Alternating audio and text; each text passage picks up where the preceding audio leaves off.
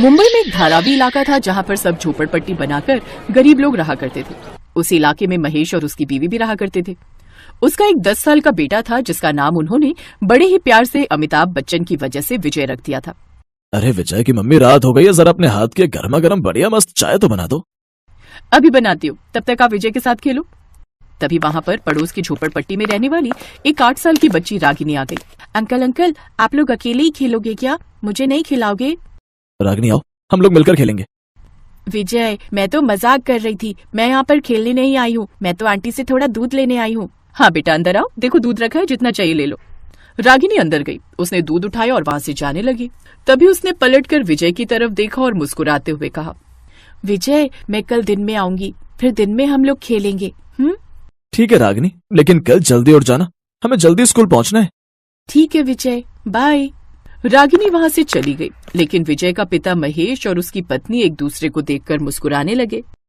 देख रही हो विजय की मम्मी, रागिनी और विजय बहुत अच्छे दोस्त बन चुके हैं। हाँ देख रही हूँ, विजय बिल्कुल आप पर ही तो गया है।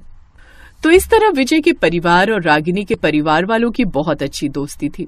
इसी वजह से विजय और रागिनी के बीच भी बचपन से ही बहुत गहरी दोस्ती थी। दोनों एक साथ ही स्कूल आए जाए करते थे। सब अच्छा चल रहा था। तभी एक दिन अचानक वहाँ पर सुनामी लहर आ गई, जिससे वहाँ की सभी झोपड़पट्टियां समुद्र में बह गई। विजय कहीं दूसरी जगह बह गई। बहते बहते विजय अचानक किसी पत्थर से टकरा गया। उसने उस पत्थर को ही अपना सहारा बना लिया। तभी उसने देखा कि उसी पत्थर से लिपट कर रागिनी भी रो रही थी। विजय, मेरे मम्मी पापा बह गए। रागिनी, मेरे मम्मी पापा भी न जाने कहाँ बह गए। चिंता मत करो, हम दोनों एक दूसरे का सहारा बनेंगे। विजय, मेरे मम्मी पापा बह गए। वो तूफान इतनी तेज था कि कई घंटों तक समुद्र की लहरें वहाँ के इलाके को तबाह करती हुई चली गई। बहुत सारे लोग तो समुद्र के अंदर ही दफन हो गए और दोबारा मिले ही नहीं। रागिनी और विजय का परिवार भी नहीं मिला, लेकिन दोनों अपने माँ बाप को ढूंढते रहे, पर वो कभी नहीं मिले। विजय, मेरा इस दुनिया में अब कोई नहीं बचा, अब तुम मेरा साथ कभी न छोड़ना। रागिनी, मेरा भी इस दुनिया में अब कोई नहीं बचा, अब हम दोनों ही एक दूसरे का सहारा बनेंगे और अपनी जिंदगी बिताएंगे। विजय, मेरा इस दुनिया में अब कोई नहीं बचा, अब तुम मेरा साथ कभी न छोड़ना। रागिनी और विजय किसी अनाथ आश्रम में रहने लगे। धीरे धीरे दोनों जब जवान हुए तब आश्रम की देखभाल भी करने लगे। विजय, जो तुम कहोगे मैं वैसा ही करूंगी। ऐसा करते हैं, हम लोग बाहर कहीं नौकरी ढूंढ लेते हैं, फिर कोई छोटा मोटा घर भी बना लेंगे अलग। विजय बाहर इधर उधर नौकरी ढूंढने लगा, लेकिन उसे एक ढाबे पर वेटर की नौकरी मिल गई।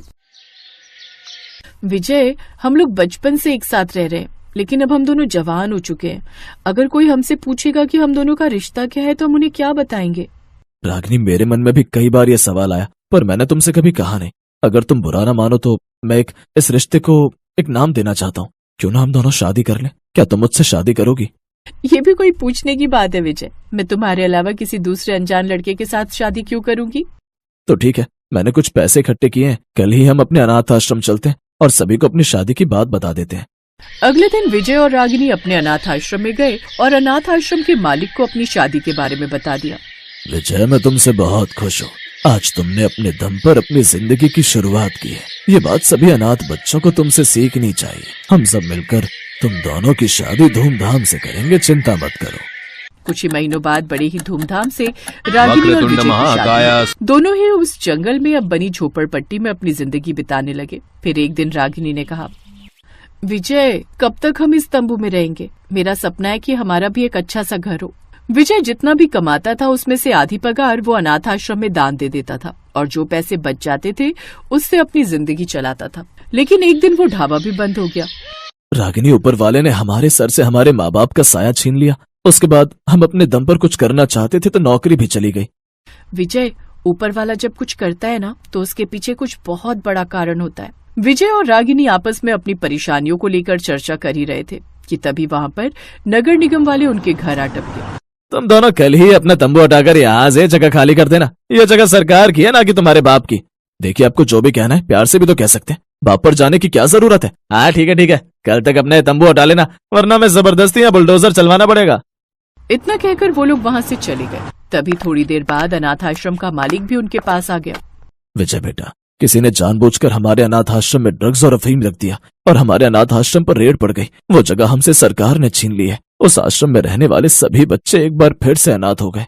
देखो सारे बच्चे बाहर खड़े हैं, बेचारे कहाँ रहेंगे। कहाँ विजय अभी तक रागिनी के साथ मिलकर अच्छे अच्छे सपने देख रहा था। एक ही पल में सारे सपने चकनाचूर हो गए। बाबा, वो सिर्फ अनाथ आश्रम ही नहीं था, बल्कि हम जैसे अनाथ बच्चों का एक परिवार था। तो हमारा भी फर्ज बनता है इन अनाथ बच्चों की मदद करना। विजय, यहाँ तो हम रह नहीं सकते। चलो हम लोग कहीं दूसरी जगह डेरा डालते हैं, फिर उसके बाद सोचते हैं कि आगे क्या करना है। हाँ रागिनी, तुमने सही कहा। विजय और रागिनी ने अपना सामान उठाया। सभी पैदल ही आगे की राह तलाशने लगे। काफी दूर चलने के बाद जब वे शहर से बाहर निकल गए तो एक पहाड़ी इलाके में उन्हें एक सुनसान जंगल दिखाई पड़ा। बाबा, ये इलाका बहुत सुनसान है। इस पहाड़ी इलाके में हमें कोई भी परेशान करने नहीं आएगा। हम यहीं पर अपना डेरा डाल सकते हैं। हाँ विजय बेटा, तुमने सही कहा। रात में विजय और रागिनी अपनी झोपड़पट्टी के अंदर आगे के बारे में बात करने लगे। रागिनी देखो, एक पल में क्या से क्या हो गया। आज हमारी सुहागरात थी। मैंने सोचा था कि मैं खूब पैसे कमा लूंगा और हमारा भी शानदार बेडरूम होगा, हमारा भी बहुत अच्छा बंगला होगा जिसमें मैं सभी अनाथ बच्चों को रखूंगा, पर सारे सपने टूट गए। यही सब बातें करते करते विजय और रागिनी सो गए। तभी अचानक रागिनी और विजय दोनों को एक साथ एक सपना आया। उनके सपने में महेश के माता पिता और रागिनी के भी माता पिता थे। बच्चों, हमें जानकर बहुत खुशी हो रही है कि तुम दोनों ने आपस में शादी कर ली और अपने साथ साथ बहुत सारे अनाथ बच्चों की देखभाल कर रहे हो। इसीलिए परमात्मा ने हमें तुम्हारी मदद करने के लिए भेजा है। तभी अचानक पीले रंग की बहुत तेज रोशनी हुई, लेकिन जब उन लोगों ने अपनी आंखें खोली तब वो लोग उस झोपड़पट्टी में नहीं बल्कि सोने और चांदी के बेड पर थे। विजय सोने के बेड पर था और रागिनी चांदी के बेड पर।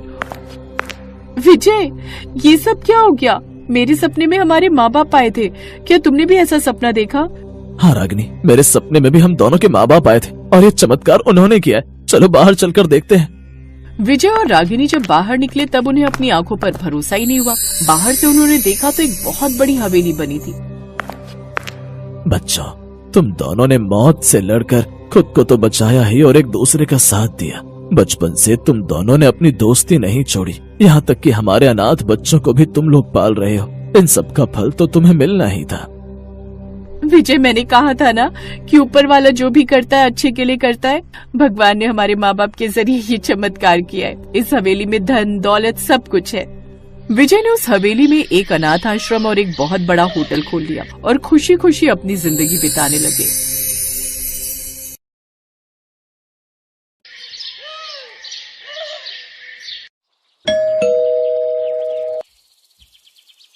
अरे कमला, मेरा छोटा बेटा कुछ दिन पहले ही विदेश से लौटा है। सोच रही हूँ अब उसके भी हाथ पीले कर दूं। कोई अच्छी लड़की हो तो बताना। अरे वाह, निशांत विदेश से लौट आया? फिर तो उसके लिए कोई बड़े अमीर घर की लड़की ढूंढनी पड़ेगी।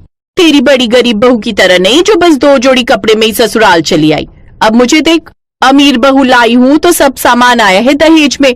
ये जिस एसी की तू ठंडी ठंडी हवा खा रही है ना, ये भी मेरी बहू के दहेज में ही आया है। मैंने तो इसे हॉल में लगवा दिया ताकि सब इसका इस्तेमाल करे। चलो बढ़िया है, एक मैं हूँ जिसकी गरीब बहू कुछ नहीं लाई। लेकिन अब तो मेरी सारी उम्मीदें अपनी छोटी बहू से ही है। तू कोई अच्छी अमीर घर की लड़की ढूंढना मेरे निशांत के लिए। अरे तुम चिंता मत करो, निशांत के लिए तो मैं एक बड़े घर की लड़की का रिश्ता ही लेकर आऊंगी। ऐसे ही समय बीता। एक रोज कमला एक बड़े घर की लड़की का रिश्ता निशांत के लिए लेकर आती है। देख तो विमला, लड़की कितनी सुंदर है, ऊपर से अमीर घर से भी है, अपने माँ बाप की इकलौती है, खूब दहेज मिलेगा। बोल तो बात करूं। अरे नेकी और पूछ पूछ, तू जल्दी से बात बढ़ा, हम कल ही चले जाएंगे देखने। विमला एक लालची औरत थी।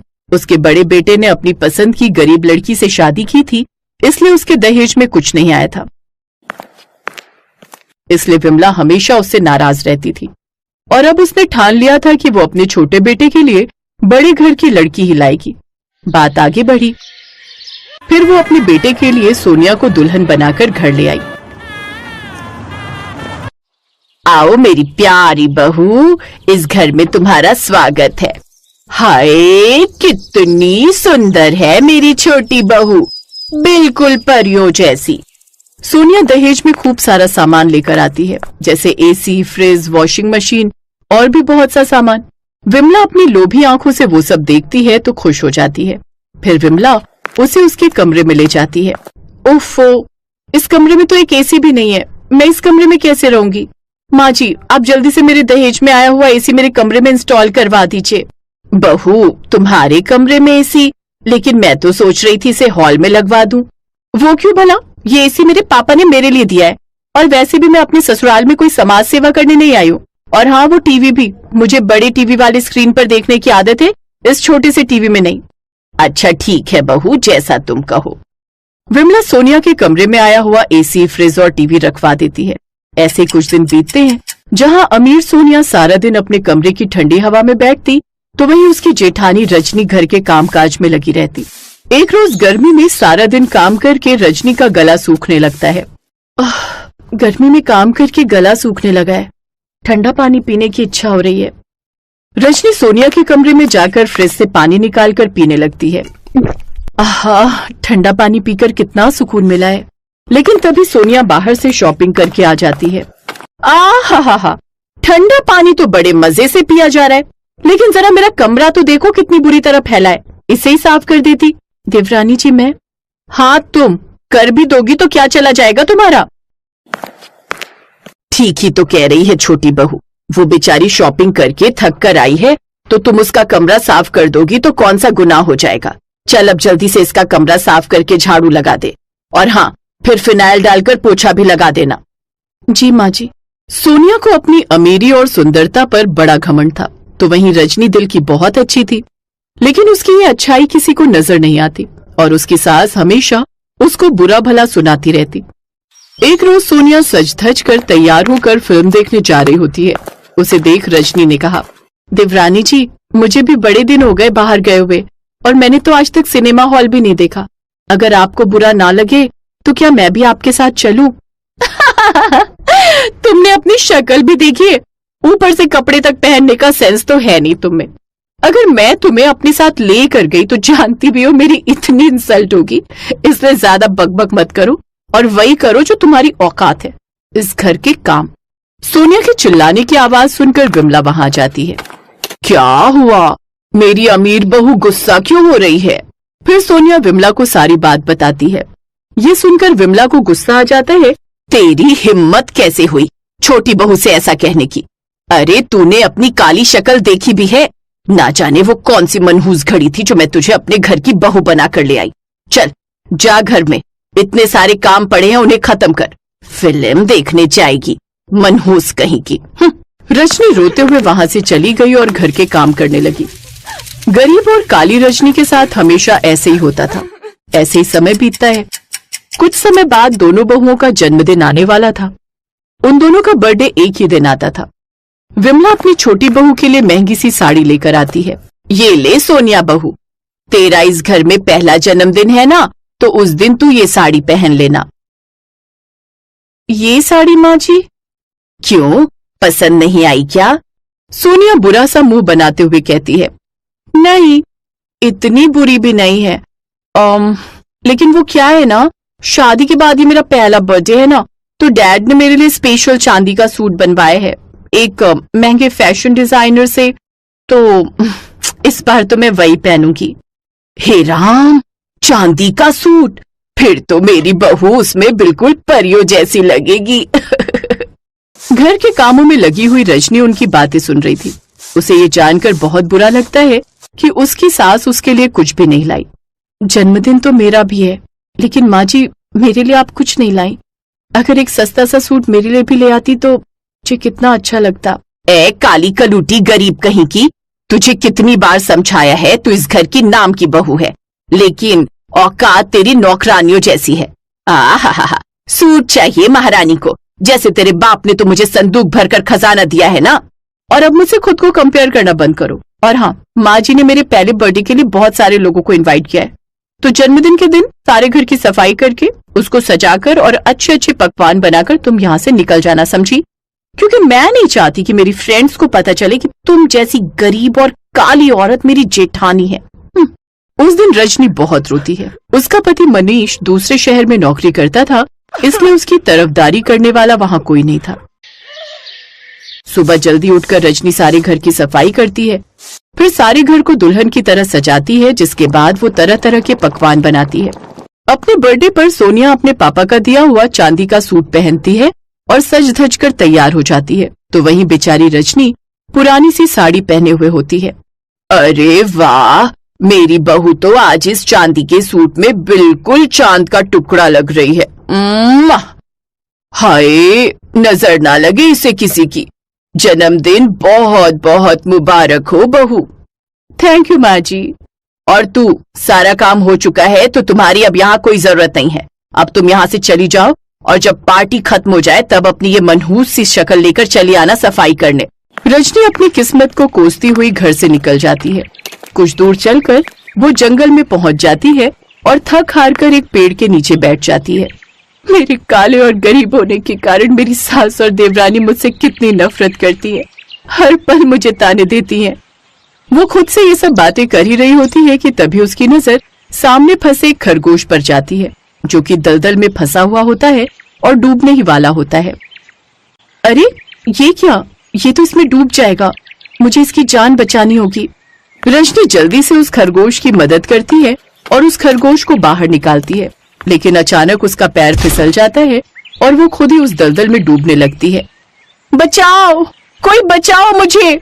तभी अचानक उस दलदल के पास लगे पेड़ से एक पीले रंग का सोने का सूट रजनी के ऊपर आकर गिर जाता है, जो कि काफी मजबूत था। उस सूट को पकड़कर रजनी दलदल से बाहर आ जाती है। तभी अचानक से वो सूट बोलने लगता है। आज के बाद तुम्हारी जिंदगी में कोई भी तकलीफ नहीं रहेगी। तुम बहुत नेक दिल इंसान हो। तुमने अपनी जान खतरे में डालकर उस खरगोश की जान बचाई है। अरे ये क्या, तुम तो बोलते भी हो, भला ये कैसा चमत्कार है? हाँ, मैं एक जादुई सोने का सूट हूँ जो परिलोक से आकर इस पेड़ पर फंस गया था और तभी आजाद हो सकता था जब मैं किसी नेक दिल इंसान की मदद करूँ और उसके पास ही रहूँ। अब तुम एक बार मुझे पहन कर देखो, तुम्हारी सारी तकलीफें खत्म हो जाएंगी। उसकी बात मानकर रजनी उस सूट को पहन लेती है, जिसे पहनते ही वो बहुत ही खूबसूरत हो जाती है। रजनी बहुत खुश होती है। वो सोने का सूट पहनकर अपनी देवरानी की बर्थडे पार्टी में पहुंचती है, जहां सभी उसे देखकर हैरान रह जाते हैं। ये क्या, तुमने सोने का सूट पहना है और तुम इतनी खूबसूरत कैसे हो गई? रजनी सबको सारी बात बताती है। ये सुनकर सोनिया चिढ़ जाती है। अब उस सोने के सूट की मदद से रजनी खुद का बड़ा घर बना लेती है, जिसमें ऐशो आराम की हर चीज होती है। अब उस घर में वो अपने पति के साथ खुशी खुशी रहती है।